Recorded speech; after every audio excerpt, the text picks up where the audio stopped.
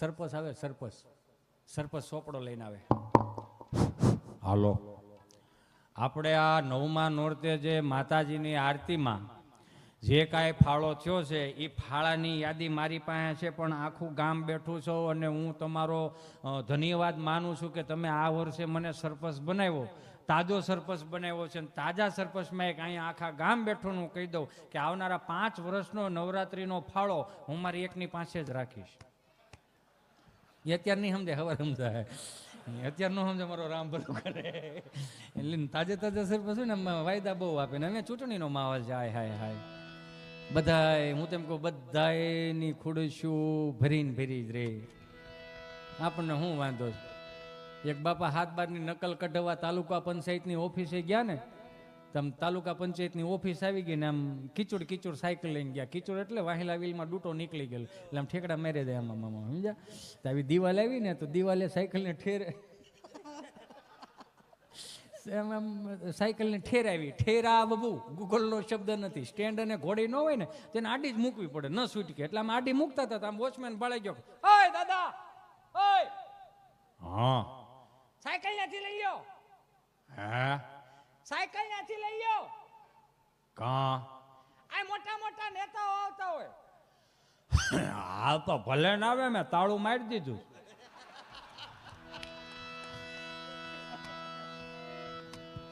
એ મારો રામ ભલું કરે. આ જોક્સ મારા નથી હો, આ બધા વડીલ વરિષ્ઠ હાસ્ય કલાકારો. મારું અહીંયા કાંઈ નથી મારા બાપ. હું તો બસ આ ખાલી અહીં મારું શરીર લાવીને તમને બધાને આનંદ કરાવું. આમાં હું જે કંઈ બોલ્યું મારું અહીં કંઈ છે જ નહીં આમાં.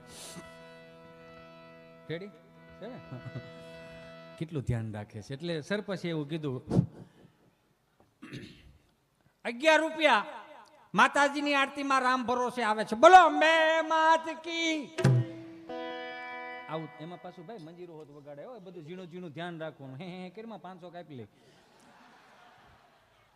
પણ બાપુ એક વાત કહું, તમે જેટલા પણ અહીંયા લાઈવમાં સાંભળો છો ને બધાને 2 હાથ જોડીને પ્રાર્થના કરું, જેટલા તમે સારામાં સારા કલાકારોને માન સન્માન આપો છો ને એટલું જ આ સાજિંદા મિત્રોને માન સન્માન ને આદર સત્કાર આપવો હો. આ છે તો જ આપણું અમે સહી, નકર અમારું કાંઈ નથી અહીંયા.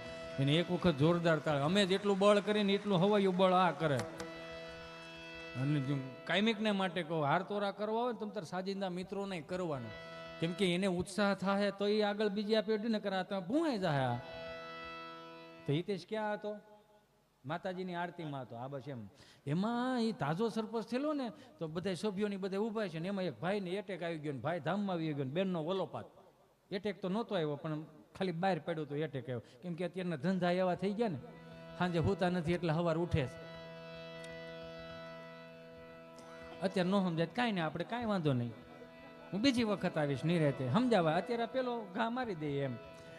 ભાઈ બિચારો ધામમાં ગયો ને એનો બેન જેના ધર્મપત્ની હતા ને વલોપાત ને એ મને એકલી મૂકી લે. આમાં જીવરન નહીં વગાડો, તમે મને એકલી મૂકીને કેમ ચાલ્યા ગયા? મારું તો હેંજા પડા છોકરાઓનું કો, આ છોકરાઓને મારે કેમ મોટા કરવા, અને કોણ ભણાવશે કોણ ગણાવશે?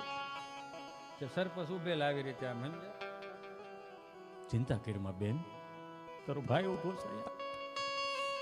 રોમા બેન તારો ભાઈ ઉભો છે અહીંયા. આ દીકરા દીકરીને ભાણિયા ભાણિક્યો તરીકે હું બેન સ્વીકાર કરું છું, અને હું ભણાવી દઈશ, ગણાવી દઈશ, નોકરીએ ચડાવીને આનો લગ્નોત્સવ કરી દઈશ. બેન ચિંતા કરીમાં તારો ભાઈ બેઠો છે. એટલું સાંભળ્યું એ બેને વિષય મૂકી દીધો, બીજા વિષય ઉપર. ભાઈ એનો કઈ વાંધો નથી મને, પણ આને મને પ્રોમિસ આપ્યું હતું કે આ મને શારદામની યાત્રા લઈ જાય. હવે મને ભાઈ શારદામની યાત્રા કોણ લઈ જાય? ભાઈ કોણ લઈ જાય? સરપંચ બોલ્યા, બેન ચિંતા કરીમાં તારો ભાઈ બેઠો, આપણે બેન ભાઈ 2-4 ધામની યાત્રા કરવા જાવ અને ભાઈ બીજ 9 ફરીથી પાછા આપણા ગામમાં આવશું. બેન ચિંતા કરીમાં તારો ભાઈ બેઠો છે. એ વિષય ઉપર મૂકીને બીજા વિષય ઉપર, પણ ભાઈ આના ખિસ્સામાંથી ચીઠી નીકળી એમાં 50 લાખનું દેણું છે. ભાઈ આનું મારે શું કરું? ત્યાં સરપંચ ઉભા થઈને કે, ભાઈ આખું ગામ બેઠું છો, કોક તો જવાબદારી લ્યો ભાઈ, કઈ બધું હું થોડો કરી દઉં? એ ભાઈ હજી તો એક ગ્રાન્ટ હાથમાં નથી આવી. ભાઈ કોક તો તું તો બોલ સભ્ય થઈને એલા, આ કઈ બધું હું કરી દઉં? વાતો કરો, મારે છોકરાઓ છે ભાઈ. એવો જ એક ફાળો હતો. એવો ફાળો જે આવતો ને માતાજીની આરતીમાં, એક બીજો બાપુ ફાળો આવતો હતો. હું કાયમિકને માટે પ્રોગ્રામમાં કહું છું, હું અહીંયા સમાજ, આખો સમાજ 18 વર્ષ બેઠો હોય તો બે હાથ જોડે. હું એક સામાન્ય નાનો હાસ્ય કલાકાર છું. ભગવાન બધીએ પોગી નથી શકતા ને, એટલે મારી જેવા કળતરને મોકલો અહીંયા કે જાતું આ બધાને દાંત કઢે નકર અમે નવરા નહીં રહી. 40 લાખના દેણા હોય, વિચાર તો કરો. અત્યારે પેલા એક સમય હતો, દાંત નો કાઢતો એને પાસે નો બેહવું, દાંત નો કાઢતો એને મિત્ર નો કરવો, દાંત નો કાઢતો એની બાજુમાં રહેવાનું નહીં. એવો સમય. હવે સમય ફરી ગયો. હવે સમય બીજો આવ્યો. કોઈ નિમાણો થઈને બેઠેલો હોય માણસ, એની પાસે જાઓ. દરિયા કાંઠે બેઠો હોય, નદી કિનારે બેઠો હોય, કુવાના કાંઠે બેઠો હોય, એની પાસે જાઓ, એને કાનમાં કહો, અબ તો સૂકી ગયો છો ને, અડધા હું આપું પણ આ વિષય ન કરતો.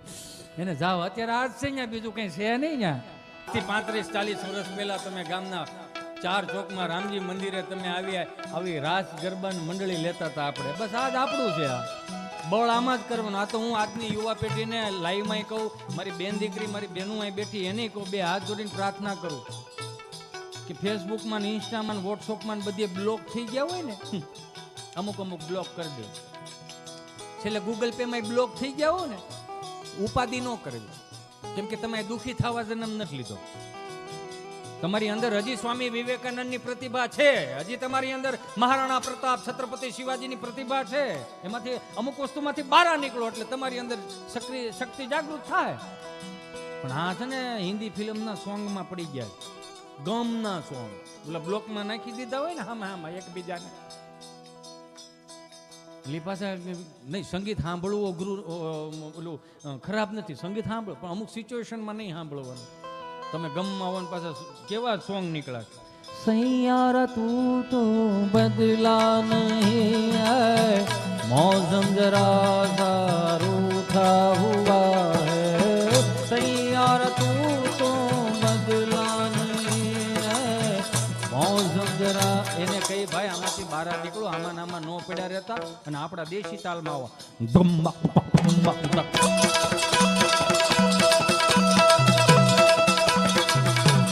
हरे गोकुल माया की दिवाली, हरे गोकुल माया की दिवाली, प्रगट थया वनमाली रे, प्रगट थया वनमाली रे गोकुल माओ.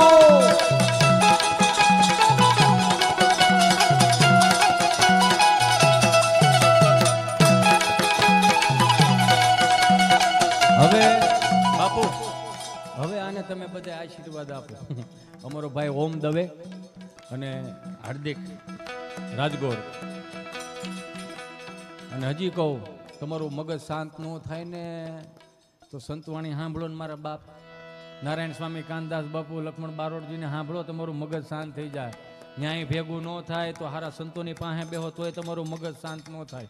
ન્યાય જો હખડ ડખડ થતું હોય તો શિવરુદ્રીના પાઠ કરો, યમના અષ્ટકના પાઠ કરો, જનમંગલ સ્ત્રોતના પાઠ કરો, વિષ્ણુ સહસ્ત્ર નામના પાઠ કરો, તમારું મગજ શાંત થઈ જાય. અને મારું મગજ શાંત કરવા માટે હું પાછા બધા કીર્તનો તો સાંભળી, પણ એક મને યાદી કરાવી. એટલે વૈષ્ણવ સંપ્રદાયના કીર્તનો, પુષ્ટિ માર્ગીના, એમાં છે ને શબ્દો સમજાય નહીં, રાગ રાગીણી બહુ હારે. લ્યો, તમારું મગજ શાંત થઈ જાય જો અંદરથી ઉગે તો. એ કેવી રીતના આપણા એ પડાવે પ્રીત કરું છું પેલી રે વાલે મારે, યા ભરવનમાં મેલીને દિવસ ઘણા થયા રે. એ પડાવે પ્રીત કરું છું પેલી રે વાલે મારે, યા ભરવનમાં મેલીને દિવસ ઘણા થયા.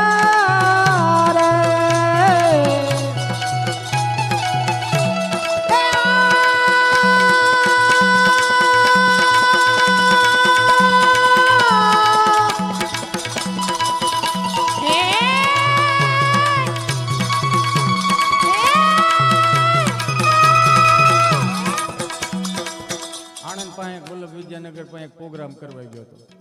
બધા યંગસ્ટરો હતા, સ્ટડ નહીં, યંગસ્ટર.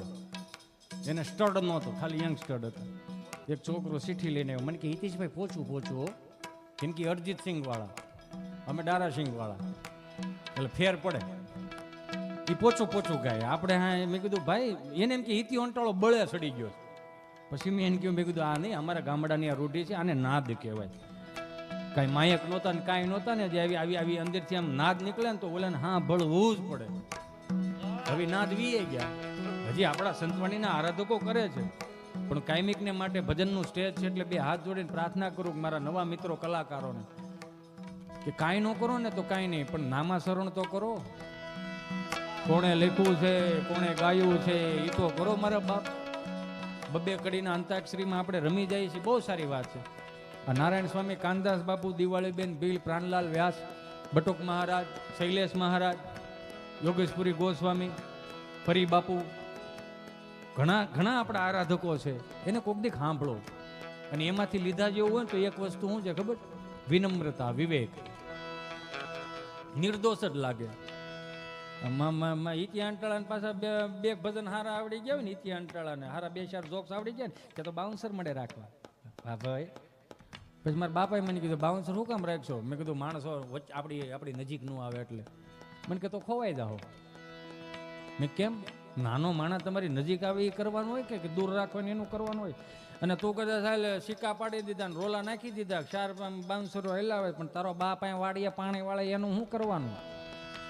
આ ગાડું નીકળતું જાય ને કહેતું જાય જો તમારો છોકરો સિક્કા પાડે. મેં કીધું હર ભલું કરે ભગવાન. એટલે આપણા બાપ જે આપણા બાપને સાંભળી લે ને એને બીજાને કોઈને સાંભળવો જ ન પડે. હાલો ચાલુ કરો હજી.